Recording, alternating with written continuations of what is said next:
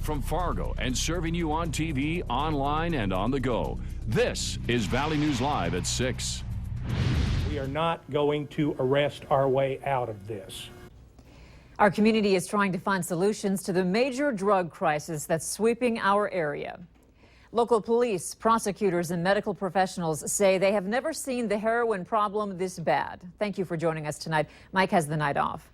Recent overdoses are shining light on a much bigger problem. There isn't enough help or support for addicts. Emergency rooms are overflowing. Detox centers are full, and there's not enough insurance, funding, or treatment. Valley News Team's crime and safety reporter, Nicole Johnson, shows us what's going to be done about it. 4 out of 5 people who use heroin got started because they were taking painkillers. These opiates are just another form of heroin that people have legitimate pain issues, but when they start getting prescribed multiple pills, more than they need, when they only need 3 or 4 and they're getting 30. Recent deaths have sparked new laws, stricter guidelines, and more funding, but there's still a long way to go, starting with realizing how major the problem is. I thought that I was doing a free information session for a mom and, well, parents and their teenage son because he had a problem with, he was addicted to prescription painkillers.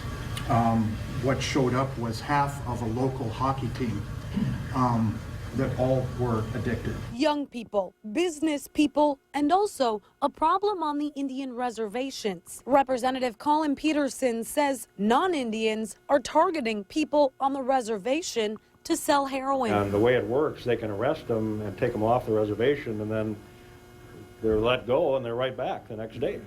He's hoping for an agreement between the reservation and local law enforcement and a whole community effort, including trying to make insurance companies cover drug treatment costs and an attitude change about those who are struggling with addiction. Innocent people are getting hooked, and that's what's happening. In Moorhead, Nicole Johnson, Valley News Live. Another person fighting for more solutions to the drug problem has a personal story. Shelley Elkington lost her 26-year-old daughter last August, saying she was the victim of opiate overprescribing. She saw herself as somebody who took medication that was prescribed. So she didn't see that as I've now become an addict. I think if she would have felt more comfortable saying, you know what, I'm really struggling here, I need some help, without worrying that this social stigma or that people will judge her as a moral failing. And that happens. I see it all the time. We have that exclusive sit-down interview, a message for parents, coming up on Valley News Live, 10 at 10. We saw some much-needed sunshine today, and the temps weren't too bad either. Let's head over to Hutch Johnson for a first look at tonight's weather. Hutch? Thank you, Andrea. As we take a look outside, there's plenty of cloudiness around, and the radar continues to indicate some shower activity passing rapidly from north to south. And this type of convective shower activity usually diminishes as we head towards sunset. But I want to point out there have been a couple of lightning strikes, some in Otter Tail County, and a report in Otter Tail City of some pea-sized hail a couple of hours ago. So some brief heavy showers possible. This will wane as we head toward the overnight, while there'll be a chance of flaky weather out west. Temperatures slipping into the 30s behind those gusty north winds over 30 miles per hour at times. Bundle up. More ups and downs in the forecast. Some snow, some showers, and some warm weather as well. I'll spell it all out here, Andrea, in just a few moments. All right. Thank you, Hutch. Among the huge stack of documents we received Wednesday from the North Dakota BCI was a report from Fargo Police showing how they desperately searched social media for information on Marcus Schumacher, the man who shot and killed Officer Jason Mosier. As Officer Mosier lay bleeding in the street, other officers were trying to find out what types of weapons were being fired, how many there were, and what was going on inside Schumacher's mind.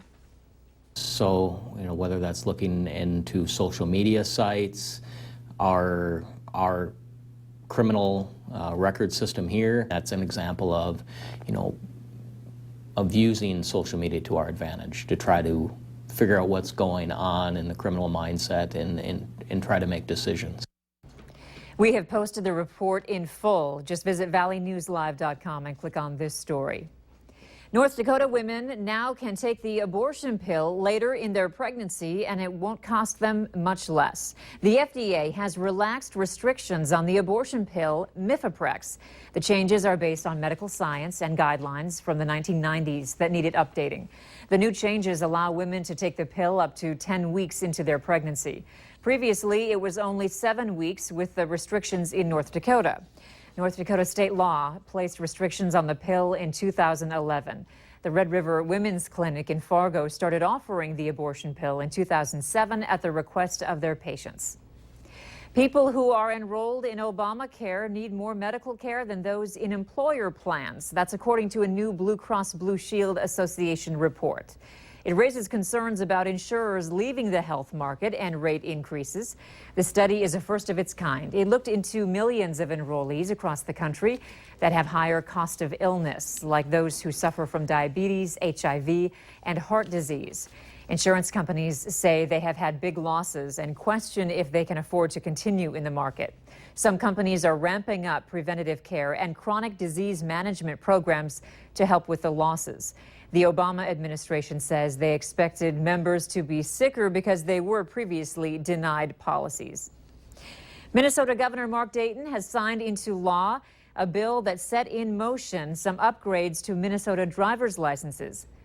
Dayton's signature launches a study on how to comply with the Federal Real ID Act. The upgraded licenses will be necessary to board domestic flights by October 2020. The Department of Public Safety has until April 14th to gather information for lawmakers who are optimistic the state can begin issuing the new licenses by October. Under that plan, Minnesota residents could get their current licenses replaced in their normal 4-year renewal period. University of Minnesota Crookston students have thrown their hat in the ring to help solve a major worldwide health problem. Every year in the United States, tens of thousands of people die from infections because many antibiotics are no longer effective. Valley News Team's Neil Carlson shows us what UMC students are doing to help solve a worldwide problem. The Center for Disease Control and Prevention calls it one of the world's most pressing public health problems. Every year in the United States, at least 2 million people become infected with bacteria that are resistant to antibiotics, and 23,000 of those people die.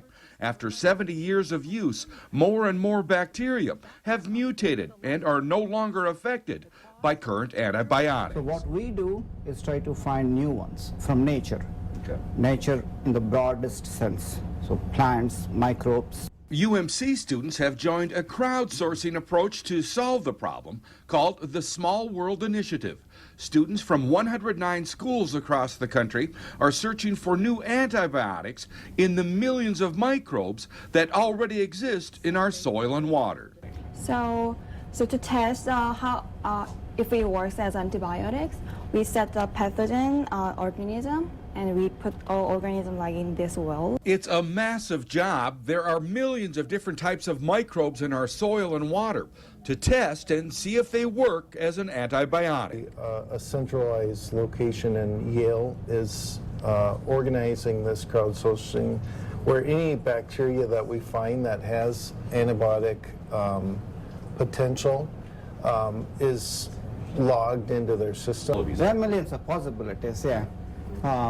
It's just trying to find one. It's like finding the needle in the haystack. Who knows? The world's next new penicillin may be found by students working right here at UMC. From Crookston, Neil Carlson, Valley News Live. The overall project includes students from 32 U.S. states and 9 other countries. As the oil industry continues to slow down, so does business for railway companies. BNSF Chairman Matthew Rose announced that 4,600 railroad employees will be furloughed nationwide. He says this is due to declining oil prices and a reduced demand for coal. The furloughs amount to about 10% of the railroad's workforce, about the same level of furloughs it had in 2007 and 2008. Rural fire departments have responded to a few calls where dry conditions have caused fires. And today, the Grand Forks County Sheriff is proposing a burn ban for Grand Forks County. He suggests the ban go into effect on April 5th. That's next Tuesday. It's a Class B misdemeanor if someone violates a burn ban. If charged, you could receive up to 30 days in jail and a $1,500 fine per incident. You could also be charged with the cost of putting out that fire. The Dakota Boys and Girls Ranch received a huge donation today. Find out what building will be going up later on Valley News Live at 6. Clouds producing some passing showers of rain, rumbles of thunder, some pea-sized hail in Otter Tail County. And it looks like some colder air heading our way. I'll have your hour-by-hour forecast coming up. Join us right after this.